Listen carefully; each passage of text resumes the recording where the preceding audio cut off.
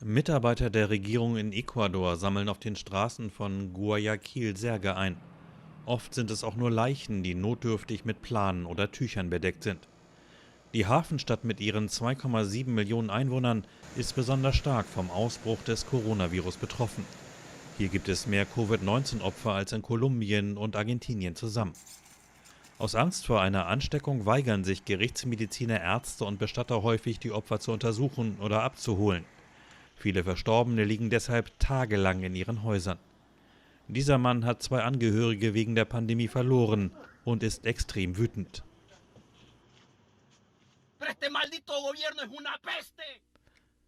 Diese verdammte Regierung ist eine Plage. Warum zeigen sie nicht ihre Gesichter, verdammte Regierung? Ecuador hat sich infiziert, als die erste infizierte Person mit dem Flugzeug kam. Da, wo die reichen christlichen Familien reisen, reiche Familien aus Guayaquil. Ecuadors Präsident Lenín Moreno meldete sich per Twitter zu Wort. Er kündigte eine Untersuchung zu den Missständen im Umgang mit den Toten an. Niemand dürfe beerdigt werden, ohne identifiziert zu werden. Jeder verdiene einen Abschied in Würde, so Moreno. Unter denjenigen, die sich in Ecuador mit dem Virus infiziert haben, sind überproportional viele Ärzte und Pfleger, was das Gesundheitssystem zusätzlich belastet. Um die Toten zu begraben, werden eilig neue Friedhöfe angelegt, selbst Särge werden knapp.